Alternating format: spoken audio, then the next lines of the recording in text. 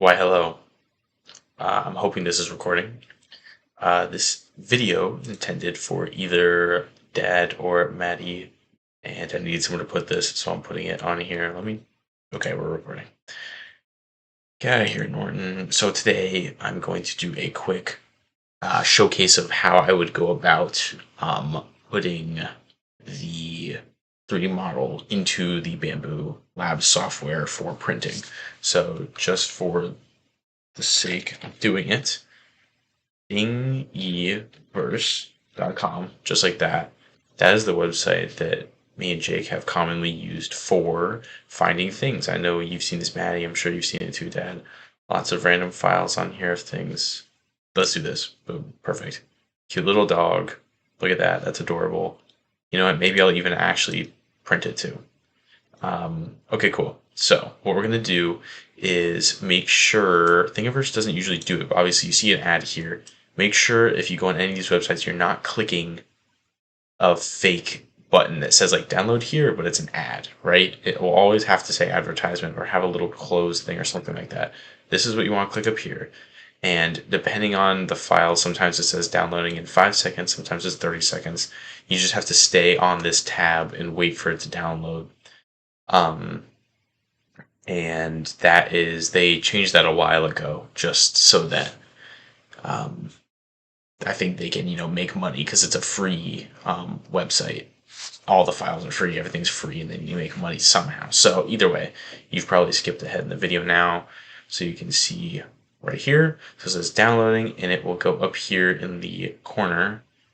Didn't actually show up, but if I were to see downloads.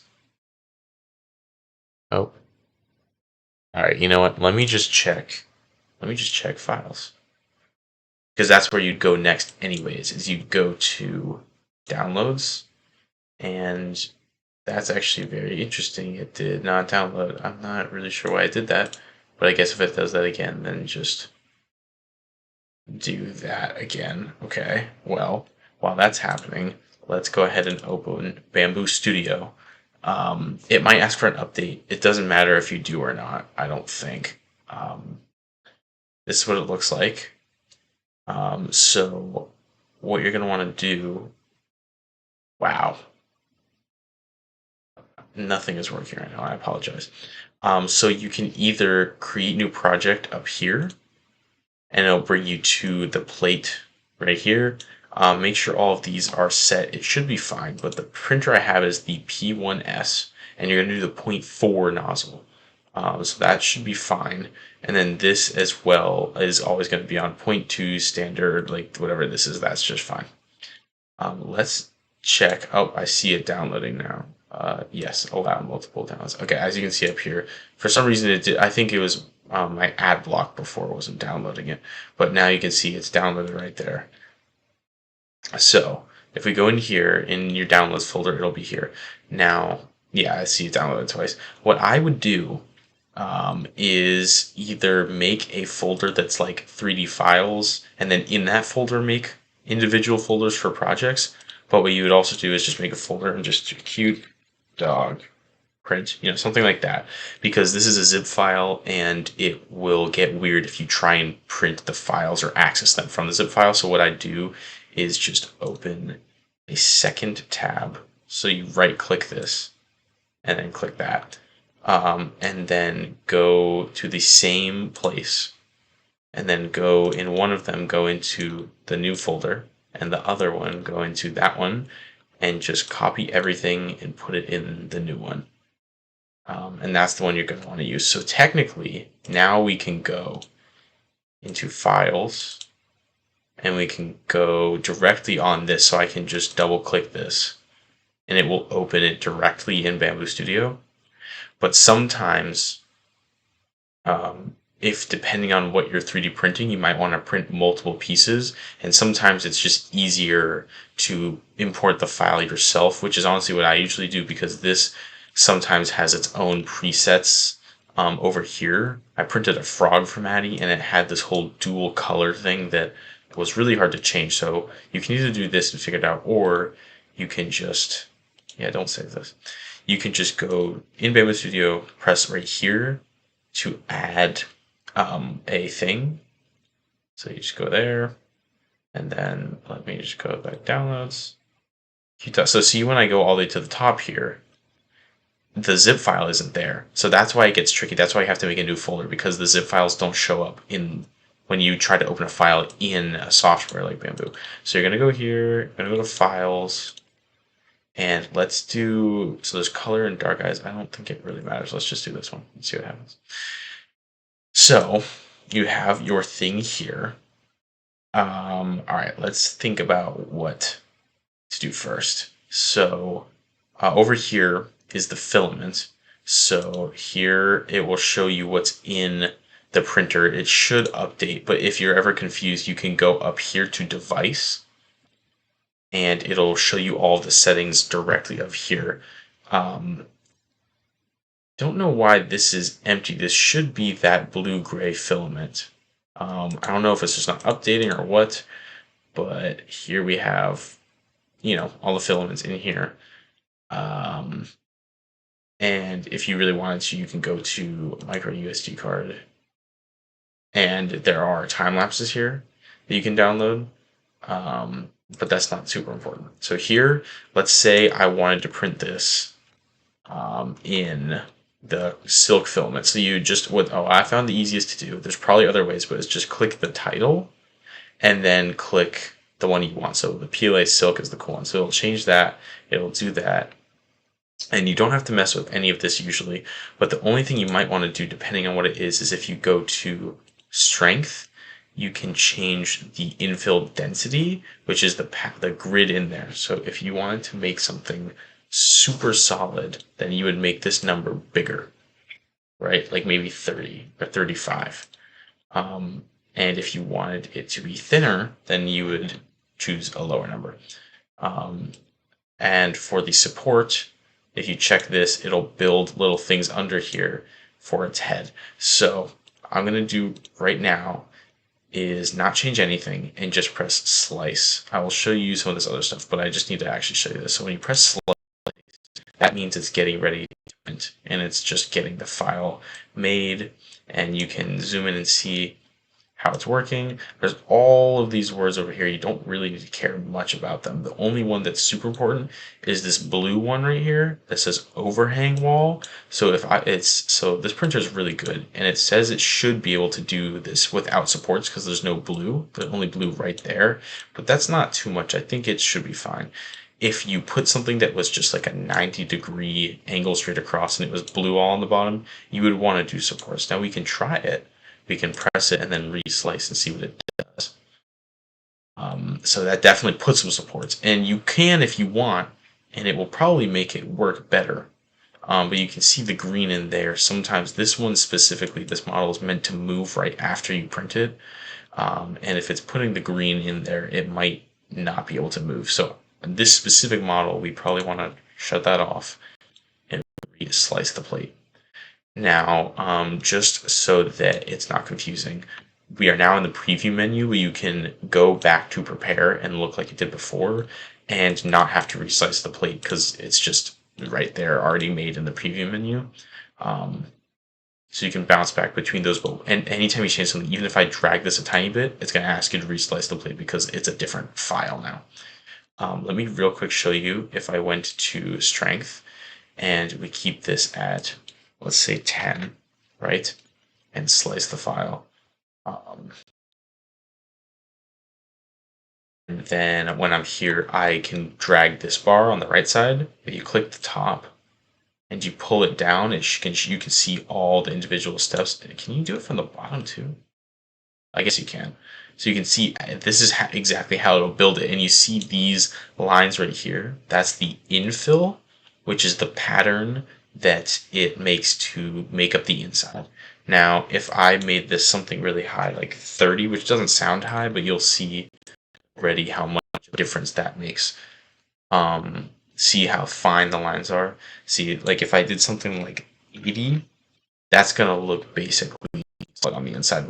We don't need to do Yeah, that's definitely unnecessary to make all of those little lines for something small like this. So I would keep it around 15, which is where auto fill. I think always do 15.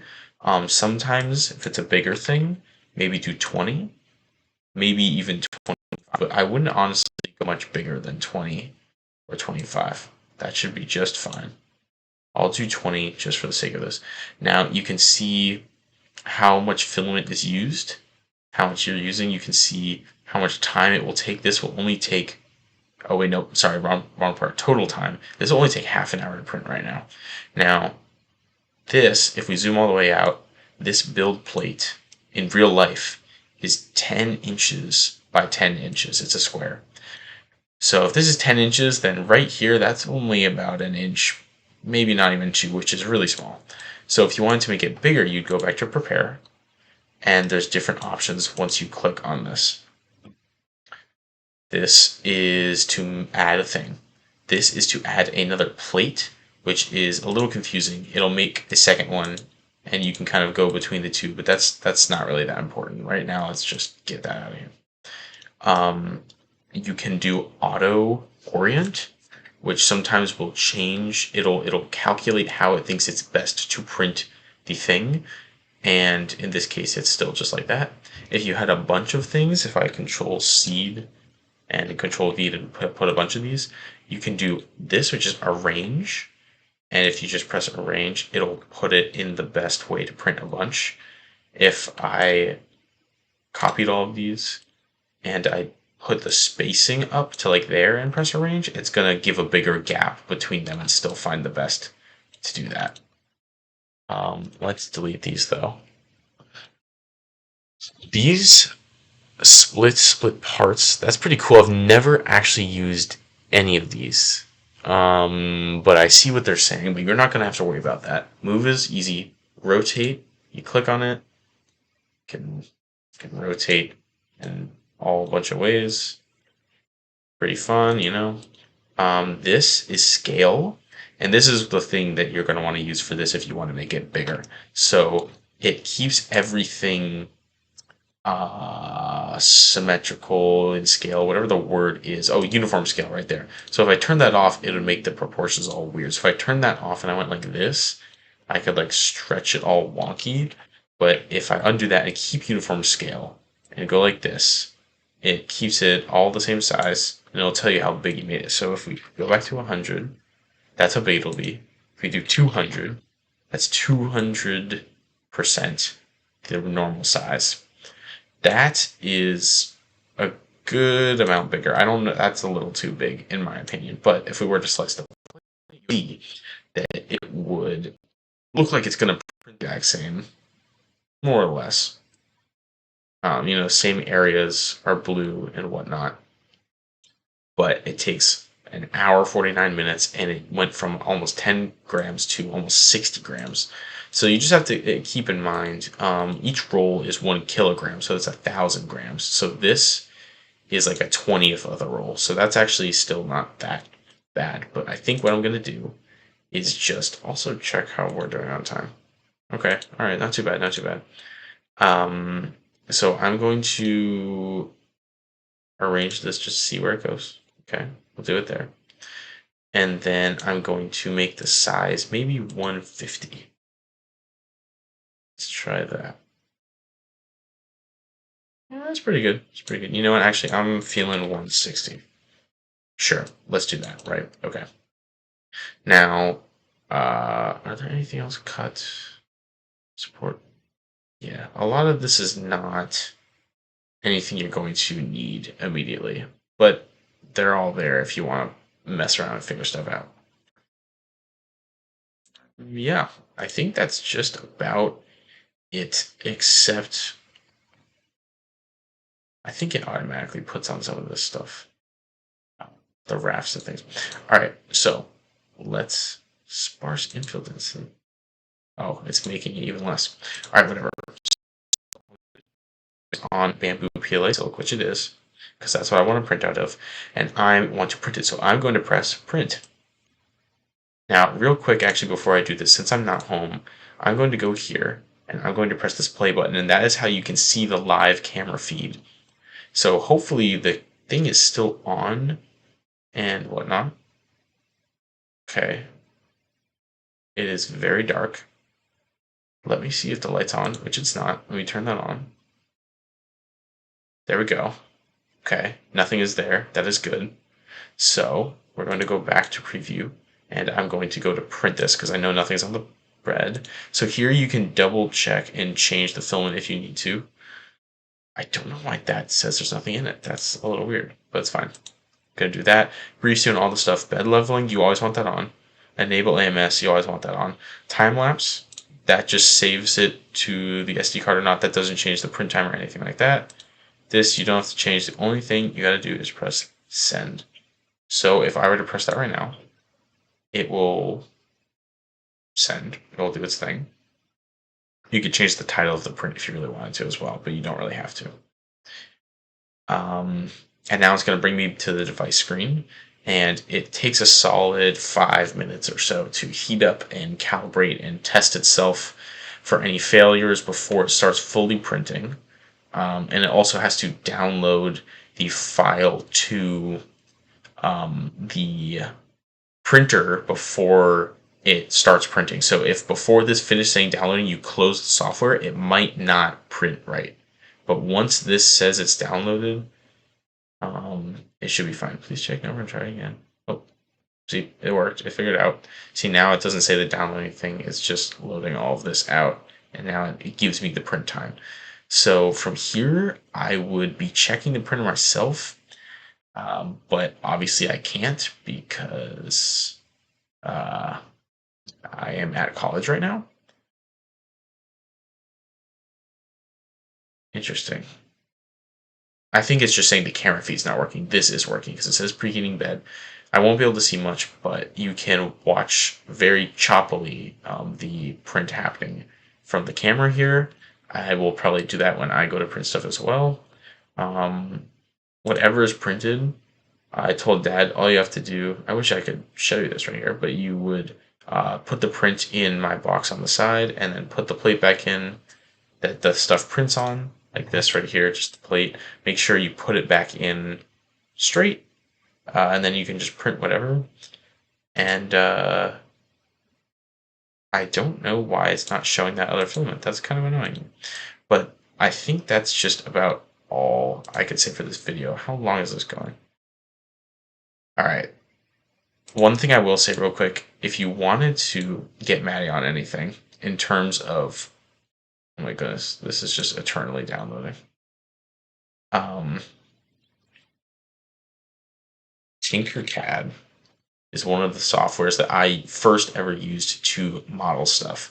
So if I were to just log on here with my Google account, you can just make a simple account. I mean, you can pick, any of these. I'll just do this. Hopefully I don't have to put my password. So this is what the dashboard of this looks like. You can press create. There's a lot of stuff they teach on here now. So you could technically do circuits, but you do 3D design. And it'll bring you to a similarly looking thing. And you can just figure this out. And it's a cool way to model stuff. You can put that. You can put cones. You can make a whole thing. And then you can group stuff together and then stretch it. So there's a lot of things you can do here. And me and Jake have made some pretty crazy things on here, even with it just being Tinkercad. So Tinkercad is a good free one for her to mess around and make stuff. And also get her Nintendo account set up, dude, so she can play online games and stuff. Thingiverse is a good one. If I do STL, I'm just trying to think of websites that will show up. Thingiverse, Cold 3D, I've seen before. Ultimakers, Yeki is a little more but obviously the first one that comes up, Thingiverse. Thingiverse is what I would stick with for looking for stuff. And the only thing you have to keep in mind is you have to type in the exact name. So if I said Darth like that and type in Vader, it's gonna not bring up a single thing. They don't do autocorrect or anything like that. You have to make sure it's all spelled exactly right and exactly what you want to look up, and then it will bring up tons of options of things related to that.